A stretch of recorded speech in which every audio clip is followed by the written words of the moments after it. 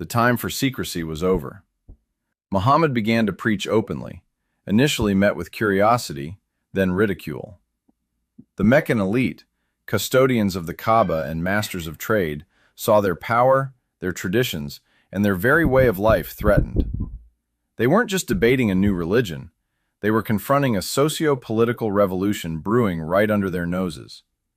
Their fears were palpable: loss of prestige, disruption of their lucrative idol worship business, and a challenge to the ancestral customs that defined their identity.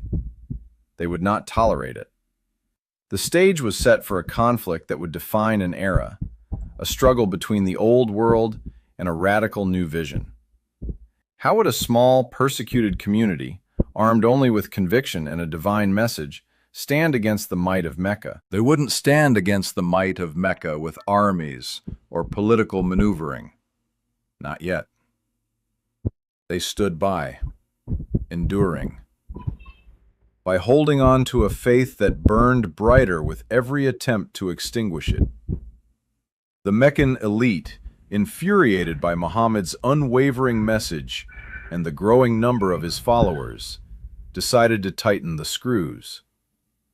What began as mockery and dismissive ridicule soon escalated into a systematic campaign of persecution designed to break their spirit and dismantle their nascent community. The early Muslims faced a gauntlet of abuse. Meccan leaders initiated an economic boycott, cutting off trade and supplies to Muhammad's clan and his followers. This meant starvation for many, a brutal tactic to force their surrender. But it wasn't just economic pressure. It was personal, visceral.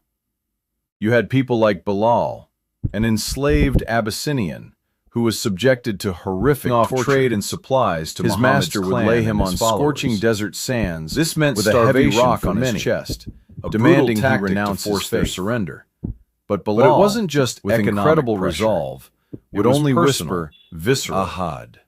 You had people like Bilal, an enslaved Abyssinian, referring to God. His unwavering conviction, even through unimaginable pain, became a symbol of the early community's steel. Others faced public beatings, social ostracism, and constant verbal abuse. They were mocked, spat upon, and exiled from their families. This period wasn't just a test, it was a crucible, forging an unshakable bond among believers who knew their conviction might cost them everything. As the persecution intensified, Muhammad recognized the dire need for a safe haven. In 615 CE, he instructed a group of his followers to seek asylum across the Red Sea, in Abyssinia, modern-day Ethiopia. This wasn't a random choice. Abyssinia was ruled by the Negus, a Christian king renowned for his justice and compassion. Imagine the desperation, the courage, to leave everything you know and trust your lives to a foreign monarch of a different faith. When the Meccans sent envoys to demand their extradition, the Negus listened to both sides, heard the Muslims explain their beliefs, and famously declared, "Go, for you are safe in my country." It was a profound moment, highlighting the early community's international outlook and their desperate search for sanctuary. But back in Mecca, the pressure didn't relent.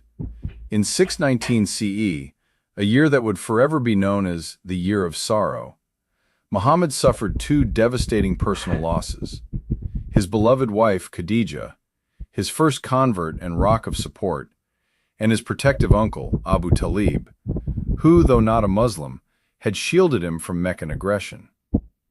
With their deaths, Muhammad lost his two greatest protectors. It truly felt like the world was closing in, leaving him vulnerable and heartbroken. Just when despair might have consumed him, a glimmer of hope, both spiritual and practical, emerged. The night journey and ascension, known as the Isra and Miraj, became a profound spiritual experience that reaffirmed Muhammad's mission. In one night, tradition holds, he was transported from Mecca to Jerusalem and then ascended through the heavens, encountering prophets and witnessing divine signs. This miraculous journey provided immense solace and renewed purpose, a powerful message that God had not abandoned him. This spiritual uplift was soon followed by a practical breakthrough. During the annual pilgrimage season, Muhammad met with groups from Yathrib, a city over 200 miles north of Mecca. Unlike Mecca, Yathrib was plagued by tribal feuds and internal strife. Its inhabitants, including Jewish communities, were familiar with the concept of monotheism and yearned for a neutral arbiter. In a series of secret meetings at a place called Aqaba, representatives from Yathrib pledged allegiance to Muhammad, inviting him to be their leader and offering protection. These pledges of Aqaba were a monumental turning point, a lifeline thrown at a moment of utter desperation. The stage was set for the Great Migration, the Hijra. In 622 CE, under the cover of night, Muhammad and his closest companion, Abu Bakr, embarked on a perilous journey from Mecca to Yathrib. This wasn't just a move, it was an escape. Meccan leaders had conspired to assassinate Muhammad, but he narrowly eluded them. The journey itself was fraught with danger, with Meccan trackers hot on their heels. They hid for 3 days in the cave of Thor, a moment immortalized in Islamic tradition, where a spider spun a web across the entrance and doves nested, convincing the pursuers that no one could have entered. The sheer courage required to leave behind everything, homes, livelihoods, ancestral ties, for an uncertain future, was immense. This act of faith and sacrifice wasn't just a physical relocation. It was a foundational moment, marking the beginning of the Islamic calendar and the establishment of the first truly independent Muslim community. Yathrib, soon to be known as Medina, the city of the Prophet, would become the crucible for a new society. Arriving in Medina, Muhammad didn't just find a refuge. He began to build a new society, guided by continuous Quranic revelations. He established Medina as a thriving, pluralistic community, demonstrating an innovative approach to governance. One of his first acts was to draft the Constitution of Medina, an extraordinary document that outlined the rights and responsibilities for all inhabitants, Muslims, Jews, and pagans alike. It established a framework for peaceful coexistence, mutual defense against external threats, and internal arbitration for disputes, recognizing each group's autonomy in its own affairs. This wasn't just a utopian ideal, it was a practical necessity for a diverse city. Perhaps most powerfully, Muhammad fostered an incredible brotherhood between the Meccan emigrants, known as the Muhajirun, who had left everything behind, and the Medinan helpers, the Ansar, who welcomed them into their homes and shared their wealth. This radical new social order, built on faith, compassion, and shared purpose, was unlike anything seen before. The Quranic verses revealed during this period weren't just spiritual guidance, they were blueprints for a just society, shaping laws, ethics, and community bonds. But this new, burgeoning community, a beacon of hope and a radical vision for the future, wouldn't be left in peace for long. The Meccans, still smarting from Muhammad's escape and the growing strength of Medina, weren't about to let this challenge to their power go unanswered. What would happen when the old world inevitably clashed with this new one, born of faith and flight? The clash was swift, brutal, and defining. The fledgling Muslim community in Medina, barely established, found itself in a crucible of conflict, fighting not for conquest, but for sheer survival. The Meccans, still seething from their loss of influence and the Prophet's successful hijra, couldn't tolerate this growing power on their trade routes. They mobilized, and the battles began. The first major confrontation came at Badr in 624 CE. A small, ill-equipped Muslim force, numbering just over 300, faced a Meccan army 3 times its size, well-armed and determined. Against all odds, the Muslims achieved a stunning victory. It wasn't just a military triumph, it was seen by many as a divine affirmation, a miraculous sign that God was with them. This victory galvanized the community, but it also intensified Meccan resolve. A year later, at Uhud, the Muslims faced a much larger Meccan force again. This time, a lapse in discipline, or some archers abandoned their posts prematurely, turned a potential victory into a harsh lesson. The Muslims suffered heavy losses, and Prophet Muhammad himself was wounded. It was a stark reminder that faith alone wasn't enough. Discipline, unity, and adherence to guidance were equally crucial. Then came the Battle of the Trench in 627 CE, a desperate siege where the Meccans, allied with various tribes, encircled Medina. The Muslims, advised by Salman the Persian, dug a massive trench, an unheard-of defensive tactic in Arabia, which effectively neutralized the enemy cavalry. For weeks, the city endured a grueling blockade, its people pushed to their limits of endurance. Through each of these trials, the Quran continued to be revealed, offering solace, strategy, and unwavering spiritual guidance, reminding believers that victory comes from God, but also demanding their utmost effort and perseverance. These weren't wars of aggression. They were struggles for the very existence of a community that dared to challenge the old order. Yet, despite the ongoing hostility, a different kind of victory was on the horizon. One achieved not through bloodshed, but through strategic diplomacy. In 628 CE, Prophet Muhammad led a group of Muslims towards Mecca for pilgrimage, only to be stopped at Hudaybiyah. There, a treaty was signed, initially seen by many Muslims as a humiliating setback.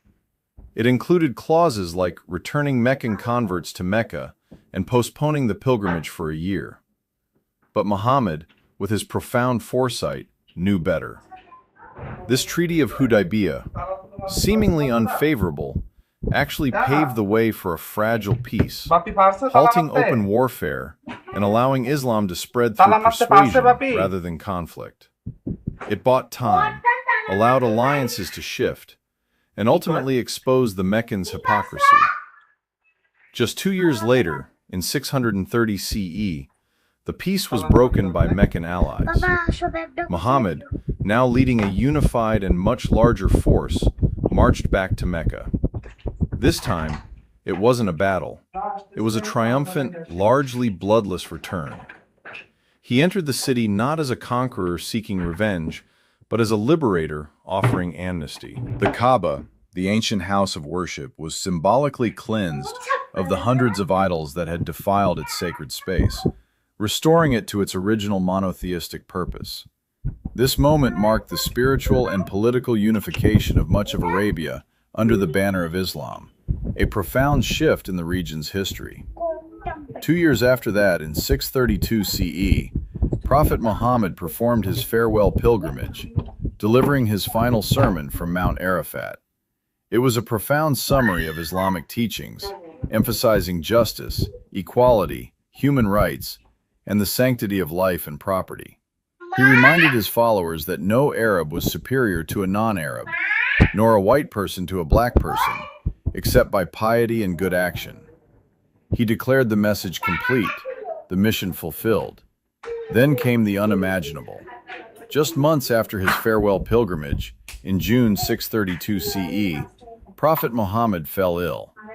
The news spread like wildfire, plunging the nascent Muslim community into profound shock and grief.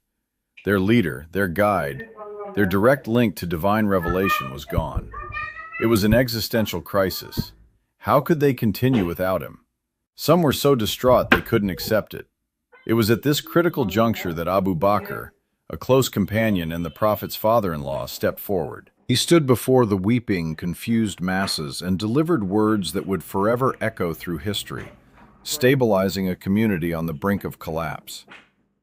Whoever worshipped Muhammad, then Muhammad is dead. But whoever worshipped God, then God is alive and never dies. This powerful declaration redirected their focus from the messenger to the eternal message, from the human leader to the divine source. It solidified the core principle of Islam, absolute monotheism, reminding everyone that their ultimate allegiance was to God alone, not to any mortal. But the challenges didn't end there. Prophet Muhammad's death triggered immediate crises. Many tribes, whose allegiance had been to the Prophet personally, saw his passing as an opportunity to break away from Medina.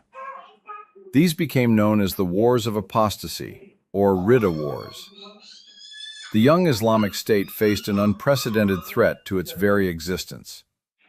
During one of these brutal conflicts, the Battle of Yamama in 632 CE, a costly victory was secured against a powerful false prophet named Musaylama. However, the price was devastating. A significant number of the companions who had memorized the entire Quran, known as Huffaz, were killed in the fighting. This tragedy sent a chill through the community. Umar ibn al-Khattab, another prominent companion and future caliph, immediately recognized the immense danger. He approached Abu Bakr with an urgent plea. If more Huffaz were lost in future battles, the Quran itself, preserved primarily in the hearts of men, could be fragmented, parts of it potentially lost forever. This moment became the urgent, undeniable catalyst for the formal preservation of the Quran in written form. Abu Bakr, recognizing the gravity of Umar's concern, commissioned Zayd ibn Thabit, Prophet Muhammad's chief scribe and one of the most skilled memorizers, for this monumental task. Zayd was young, brilliant, and had been present during many revelations. His mission was meticulous. He was to gather every scattered verse of the Quran, not just from memory, but from every available written fragment: parchments, shoulder blades of camels, palm leaves, and even flat stones. Each verse had to be verified with at least 2 witnesses who could testify they had heard it directly from the Prophet himself. This wasn't a mere transcription. It was a rigorous, painstaking process of authentication and compilation, ensuring every word was accurate and divinely preserved. The result was a single, comprehensive manuscript, kept in Abu Bakr's possession, then passed to Umar, and finally to Umar's daughter Hafsa, one of Prophet Muhammad's widows. Years later, as the Islamic Empire expanded rapidly, different communities in far-flung regions began reciting the Quran with slight dialectical variations, which caused some concern about potential future fragmentation. To safeguard the unity of the text, Uthman ibn Affan, the third caliph, initiated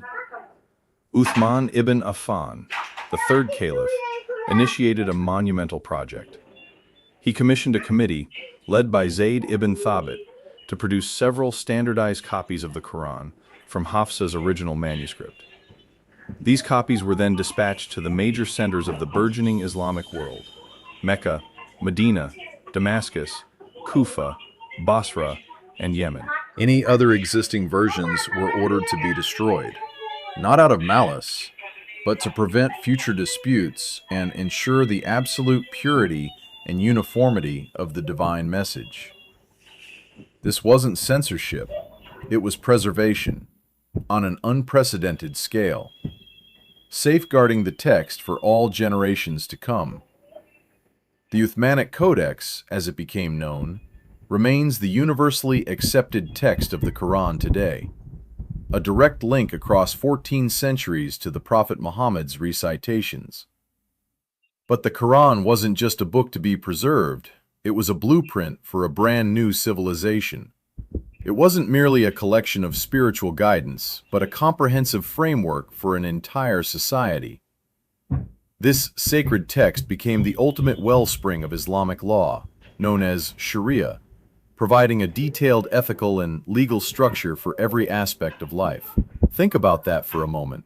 A single book offering guidance on everything from personal conduct and family matters to economic principles and criminal justice.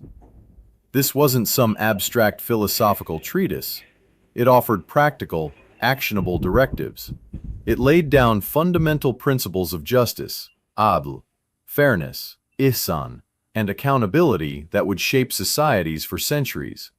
For instance, the Quran explicitly condemns oppression and commands believers to establish justice, even if it goes against their own interests or those of their kin. Quran 4:135. It outlines punishments for certain crimes like theft and murder, but also places immense emphasis on mercy, repentance, and restitution. It speaks about the importance of honest testimony, the rights of orphans and the poor, and the proper conduct of trade and commerce. It even provides guidelines for environmental protection and animal welfare, concepts that